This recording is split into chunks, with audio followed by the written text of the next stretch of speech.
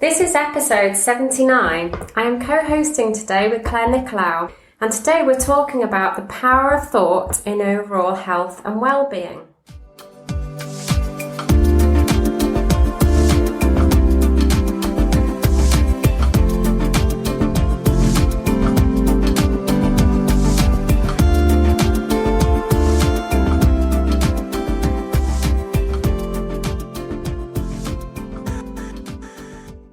We are going to discuss today how thoughts can affect our behaviours and the link between the two, and why our thoughts can significantly impact on our behaviour.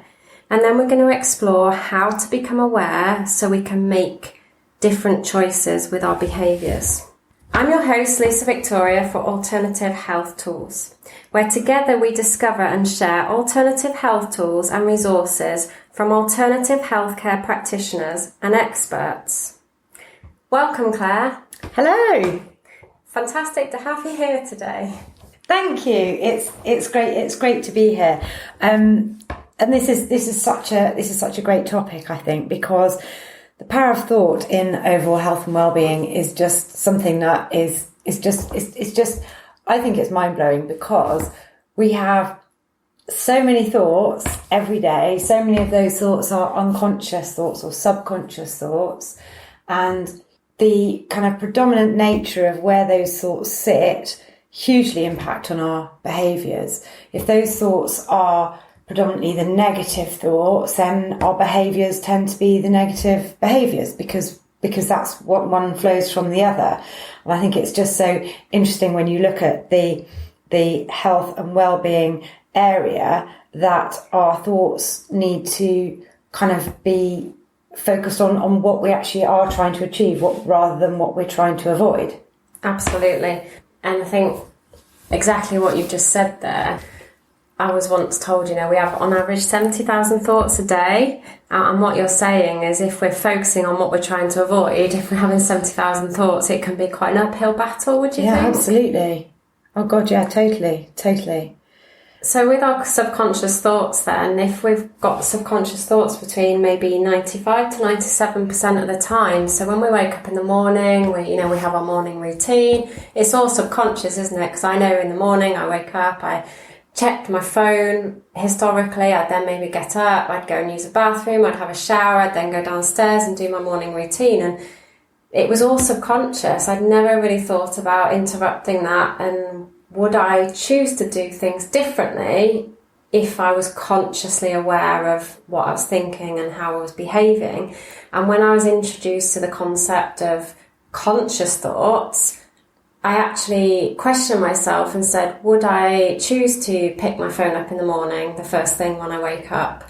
So now I am consciously trying not to pick my phone up first thing and trying to make my morning routine work for me more effectively than just letting my subconscious run the show. So a question for you, how do you feel about, your subconscious thoughts, and what kind of impacts do they have on you on a daily basis? Oh gosh, absolutely. I think that's so interesting about where you start in the morning, because I also start in the morning by trying not to think about things, or not trying to let thoughts run away with me that then might dictate the rest of my day. So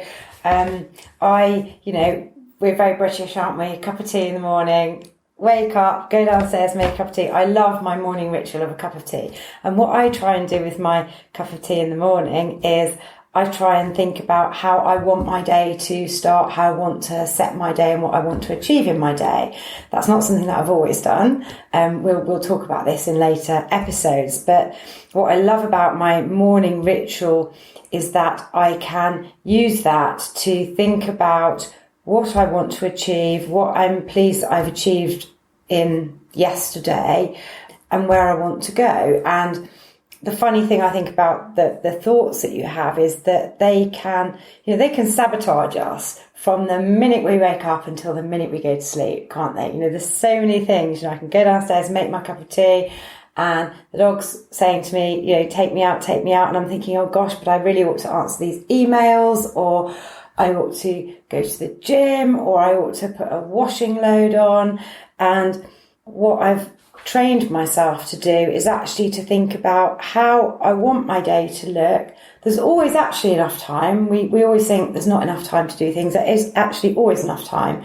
And it's just a case of prioritising and stopping listening to all that chatter in your head that says, yes, but you've got to do this. Yes, but you've got to do that. Yes, but you've got to do the other. Because actually the first thing that you do in the morning, the most important thing to do in the morning is to set your intention for the day, get that sorted so that you can then plan the day around you rather than planning the day around what you think you should be doing. Does that make sense? That makes total sense, and I love that. So basically what we're saying is when you wake up in the morning and have your British cup of tea, you're consciously choosing in that moment to set your intent for the day and practice gratitude and everything you've achieved the day before. So following on from that, what would be your biggest piece of advice to the listeners if they were to get up in the morning? What would you recommend that they do when they get up in the morning? I think what I would really say is set your intention for the day.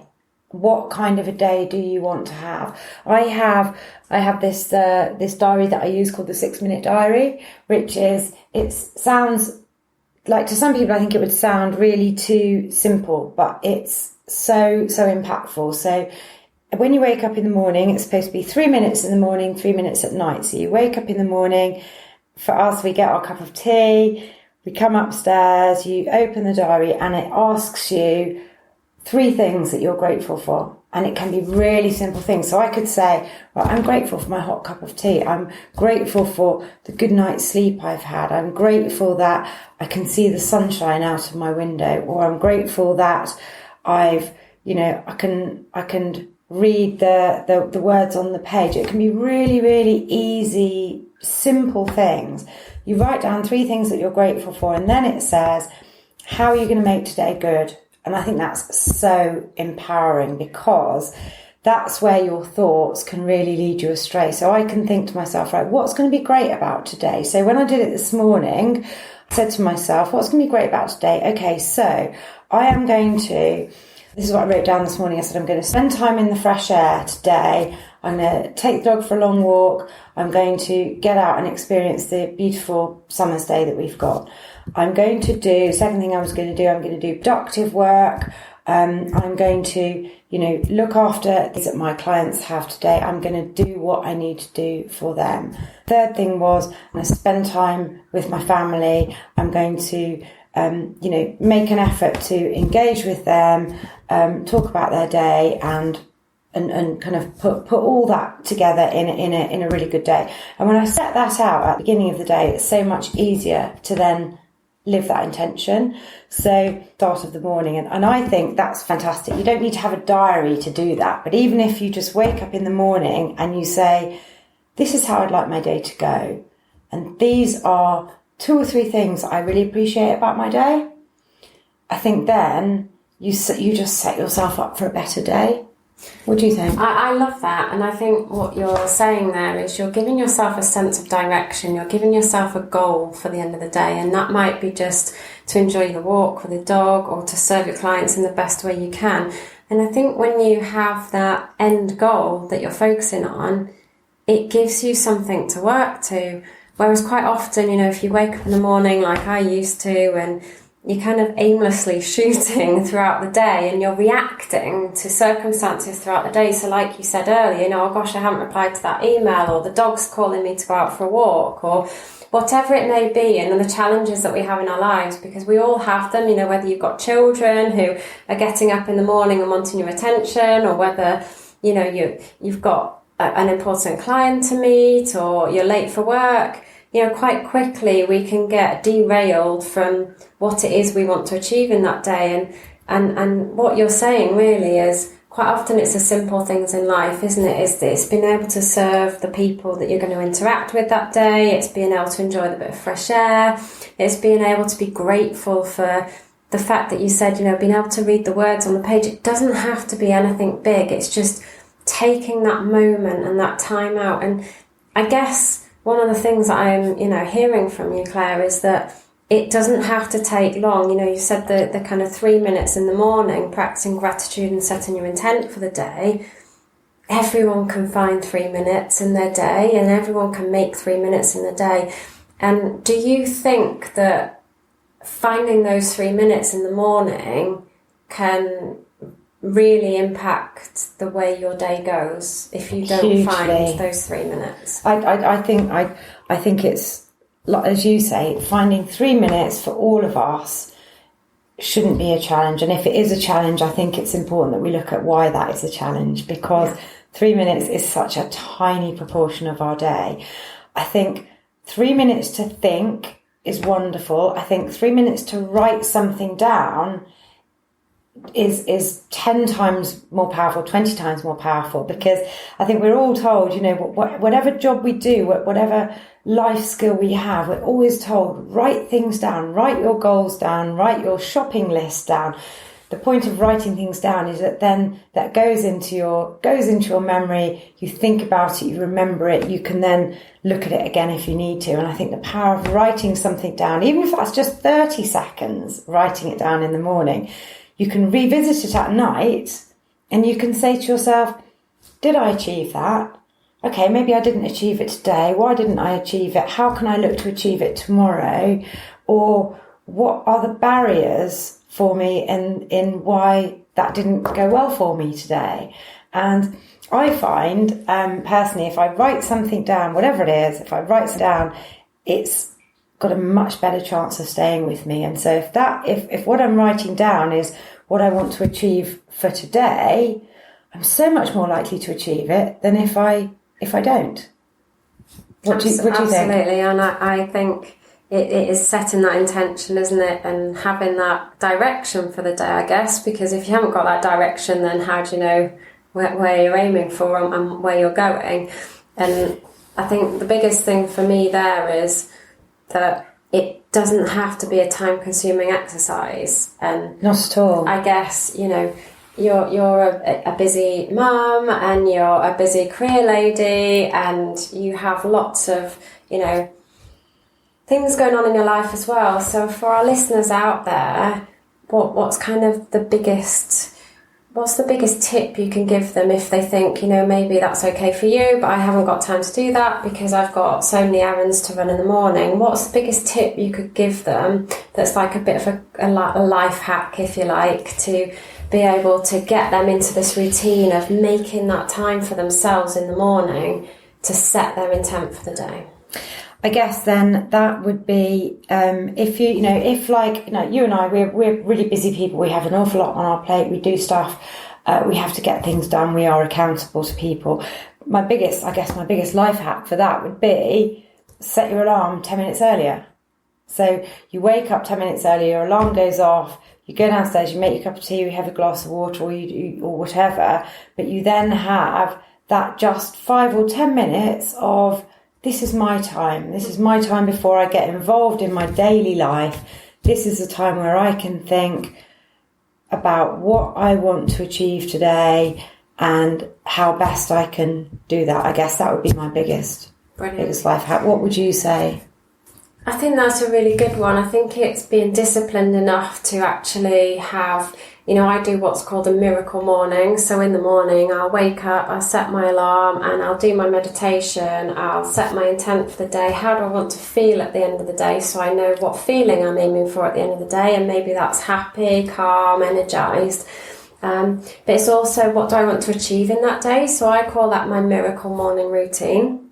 I guess on the days where sometimes, you know, an interruption comes in, something doesn't quite go to plan, so I might be sat doing my miracle morning and, you know, the phone might ring or, you know, someone in the house might interrupt that routine. And to deal with that challenge right there in the moment, it's almost like having a bare minimum. So my miracle morning might be meditation, setting my intent for the day. What do I want to achieve? How do I want to feel at the end of the day? Doing a little bit of yoga. But if I get interrupted, it's like, well, what's the bare minimum I want to get out of that time? So if I only had 30 seconds or a minute to do my miracle morning, what is the absolute must do, and how can I do that on the go if I've been interrupted? So I now have to do that when I'm in the car and driving somewhere. So for me, it's about just taking that step back and thinking, I'm grateful that I woke up this morning. I want to achieve a couple of things today and go back to basics. And like you say, just even if I'm having to do this on the go because something's interrupted my morning routine, it's understanding what's the really important key things that I want to get out of the day. And you can absolutely do that while you're on the go. You can do that really quickly, can't you? Yeah. You can really, I love the concept of the miracle morning. I think that's awesome. I do my meditation at night before I go to sleep. And I know we'll talk about meditation in future sessions. But I love to hear about how people put meditation into their daily lives. But I love the concept of the miracle morning, because just the words miracle morning make you kind of, they must energize you. They must think, gosh, like every day's a miracle. And how am I going to use this miracle today to make my day fantastic? I absolutely love that. I think that's a great concept. But I agree with you that you can do, if your time is short, you can set your intention on your way to work. If you're commuting to work, you can set your intention when you're coming down, having your breakfast or doing whatever your morning routine is. It can fit into your morning routine. And I think one of the things that I find fascinating about not setting your intention for the day is how quickly things can unravel if you don't have that intention. And one of the things that does make me chuckle in my own life is how my thoughts can impact on my day when I don't set my intention properly. And one of my key ones, and I use this quite a lot when I'm talking to people, is about how I decide I'm going to go to the gym, and but sometimes if I haven't set that intention and I've got a break in my day and I think to myself, right, I should go to the gym, I should go and take some time out for me, and I get in the car and I'm driving to the gym, and as I'm driving to the gym, my head is saying to me, it's saying, Claire, you're a bit tired. You went to the gym yesterday. You've got those phone calls to make. You've got that work to do. You've got that dinner to prepare later. You've got all these things that actually you could be doing if you hadn't gone to the gym. And actually, by the way, you hadn't set out this morning the fact that you were going to go to the gym. So I'm driving to the gym, and there have been occasions where I've literally almost pulled into the car park and I have turned around and I have gone home, because my head is saying to me, you shouldn't be doing this, you don't have time. It's all about time, isn't it? It's always about time. And then when I get home, my voice goes, bit lazy. You actually do have time, because do you know what? You don't have to do that call for another half an hour. You don't have to make that dinner until later tonight. You could have done, something else. You could have taken that time for you, but moment gone. And actually now, you've been a bit lazy. And that kind of, I know I'm laughing about it now, but on days where I haven't set my intent, that can actually impact on my day quite negatively. And it does, actually, because, for me, going to the gym is not so much about the exercise as the time out for me and the reset for me and the taking time out of my busy day and the quietening of the thoughts. And if I don't take that time out, particularly if I've spent half an hour driving there and driving back and I haven't even gone into the building, that can affect me. That can affect me genuinely in a negative way. And that's something that I find, if I set my intention the night before I go to sleep or the morning I wake up, it's so much less likely to happen. So what I'm hearing you say there is your thoughts and your intentions can really affect your behaviours throughout the day. Hugely. So if you haven't set your intention and your positive thoughts to go to the gym that morning, then your behaviours in the afternoon might be that you drive to the gym and then talk yourself out of going to the gym and drive home again, which is counterproductive because... I put my clean gym stuff away again and... You've driven all that way, not gone to the gym, come home, and then you've beat yourself up for not going to the gym. Absolutely. So it translates through to that behaviour level, doesn't it? And completely. If we're not clear on what we want to do from the outset and clear on our thoughts, then our behaviours can then, I guess, kind of be they sabotaged. Match our thoughts, don't they? They match our thoughts. Give me an example of what you do, what you can do if you don't set your intention for the day. So if I don't set my intention for the day, I guess for me, my thoughts can run away with me and tell me I've got so much to do, just do this, just do that, just do the other. Oh, you've not called that person, you've not done that on your to-do list. And it can just run wild with me. So I end up just running around like a headless chicken, trying to keep all the balls in the air. Whereas actually, if I set my intent for the day and I think, right, okay, what do I want to achieve today? What's really important to me? How do I want to feel today? And most of the time for me, that's calm and in control rather than kind of scatty. And when I set that intent for the day, quite often then I can write down a list of what I want to achieve in the day and how I can go about doing it.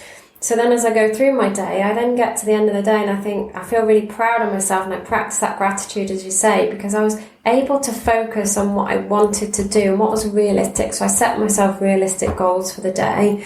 Whereas if I don't set my intent for the day, kind of my head says to me, we should do this, you should do that. And I end up like running around like a headless chicken, doing half a job of everything, get to the end of the day, feel like I've not achieved anything, and feel really frustrated with myself. So I guess kind of then that kind of goes back to, if I'm in control of my day, I'm feeling calm at the end of the day. And if I'm not, I'm feeling really frustrated and wound up and tired and exhausted. And we all know kind of behaviour follows thoughts, doesn't it? And when our behaviours are negative, like me running around like a headless chicken trying to achieve anything and everything because there's always something to do on your to-do list, it exhausts me and then my energy drops. And all we ever want at the end of the day, I guess, is to feel good. So for me, setting my intent at the beginning of the day helps me feel good at the end of the day, helps me feel calm and in control. And then I'm good to get a good night's sleep, which then can impact on our health. And then the next morning I can wake up and get going again. Whereas if I haven't set my intent for the day and I'm feeling frustrated, I then don't sleep very well. So then I wake up the next morning and I'm feeling even more frustrated because I've got even more to do today. But it's interrupting that and saying, right, okay, let's reset. And we will talk about this in subsequent, episodes on how to interrupt, those thought processes and how to take back control of your conscious thoughts, because quite often our subconscious, 95 to 97% of the time, is running our lives and is affecting our behaviours. So I guess for our listeners out there, one of the key messages I'd like to get across in this episode is just to be aware of what thoughts you're experiencing on a daily basis. How's that driving your behaviour? And is that working for or against you? And if that's working against you, then definitely tune into future podcasts, because we're going to give you some tips and tools on how to get your thoughts and your behaviours working for you rather than against you, so you get more time back, you get more energy, you get more clarity, you get those calm feelings and in control feelings. And I guess from my perspective, that's how my thoughts and my behaviours can impact my day. What would you say, Claire, to our listeners today? I completely agree with you. I think while you were saying that, what I thought was really interesting is that we set our intention today to just talk about general things about the power of thought in overall health and well-being, and where we have landed, and I think it's actually so important that we did, was about setting your intention from the get-go, setting your intention from the start of the day, and how important that is. And I just wanted to loop back to something that you said, actually, Lisa, which was about where you set realistic goals for the day. And I just wondered whether you could just give a very quick overview of how you go about that, because realistic goals are not always that easy to come up with. I know sometimes with me, when I'm trying to set my intention for the day, I will sometimes just list everything that I would like to do in an ideal day, and I actually know realistically that won't necessarily get done. So how do you set realistic goals for the day? What's kind of the process that you go through to do that? Because I think that's fascinating. I think that'd be really, really important for people to hear. I think that's a really good question, and it was something that historically I wasn't very good at doing, because like you just said, I used to have this massive long list and I used to see it as a challenge to get through this long list, and if it killed me I would do it, and I'd still be working at 10 o'clock at night. But one of the concepts that was introduced to me was a to-be list. You heard of a to-be list? A to-be list? No, I haven't. So this to-be list, it's like, well, rather than thinking about, you've got to phone the mortgage company, or you've got to phone the utilities company, or you've got to meet that client, or you've got to go do the shopping, or you've got to do the kids run, or, you've got to do the dinner for the family, whatever it is, that's your to-do list. And it's like, wow, I've got a lot to do. I've got to do the washing, I've got to hang it out, it's a good drying day, whatever it may be. There's always a to-do list, and that to-do list always grows. And when I had my to-do list, someone introduced the concept of a to-be list to me, and they said, so you've got your to-do list, what's on your to-be list for today? And I thought, I don't think I've ever had a to-be list. And I thought, well, my to-be list would to be happy, to be present, to be content, to be grateful. And then I kind of thought about trying to tie that in with my to-do list. So in the morning, when I do my miracle morning, I think about what's on my to-do list for today and what's on my to-be list for today. And the to-do list I break down and I think, well, what are my priorities? What do I absolutely have to get done today? And then what else can be on the lower end of my to-do list? But I then match that with my to-be list. So throughout the day, I check in and I think, am I still being grateful? Am I still being happy? Am I still being present? Am I still being calm? Because if I'm doing my to-be list correctly, which is to feel calm, to feel in control, to feel happy, to be grateful, then my to-do list is just going to work its way through. So if I've got 4 things on my to-do list and I only achieve 3 in that day, my to-be list says, that's okay, just be grateful for what you've done, be happy with what you've done, so I then don't beat myself up. So I like to run the to-be list in conjunction with the to-do list, and then I always prioritise my to-do list in terms of what do I absolutely have to get done today and what can wait for tomorrow. And if it has to wait for tomorrow, can I still achieve my to-be list?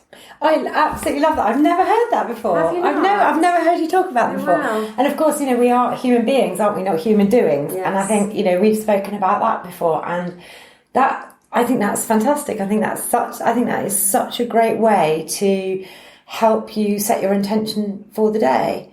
And I think if we're going to leave our listeners with a message overall from today's podcast, it's that. It is to set your intention for the day, and don't make that just about what you have to do. Make it about how you want to feel, how you want to be at the end of it. And I think that's fantastic. I think that's a great way to wrap things up. Yeah. Do you agree? I totally agree. I think it's so powerful. We talk about, we've had conversations before, and we only ever do something as a human being to have a feeling, don't we? We only ever do the job, we only ever go to the gym, we only ever go out with friends, we only ever go on holidays to have get that feeling. The feeling of feeling good. Feeling good. And quite often, before I learnt all this stuff, I was always doing my to-do list. I wasn't doing my to-be list. And actually, it's the to-be list that counts at the end of the day. We only ever do anything for feeling. So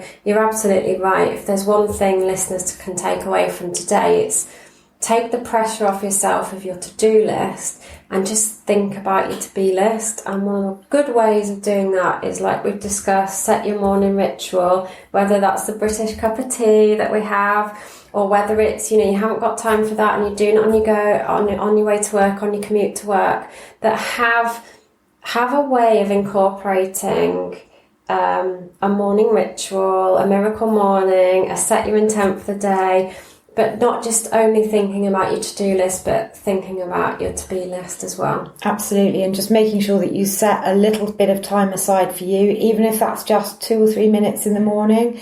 That in itself can just have a hugely importantly positive impact on your day. Fantastic. I love it. Well, thank you very much, Claire, for being here today. And thank you. It's been fantastic. Thank you. Very insightful. I love our conversations. I hope all the listeners out there have learnt something from today.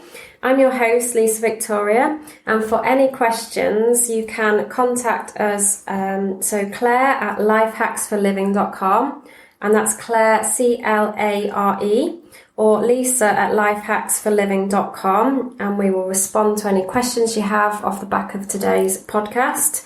And if you like what you've heard, please do tell others about the podcast. And these can be found on Apple Podcasts, Google Podcasts, or Spotify, or anywhere else you get your episodes. Thank you.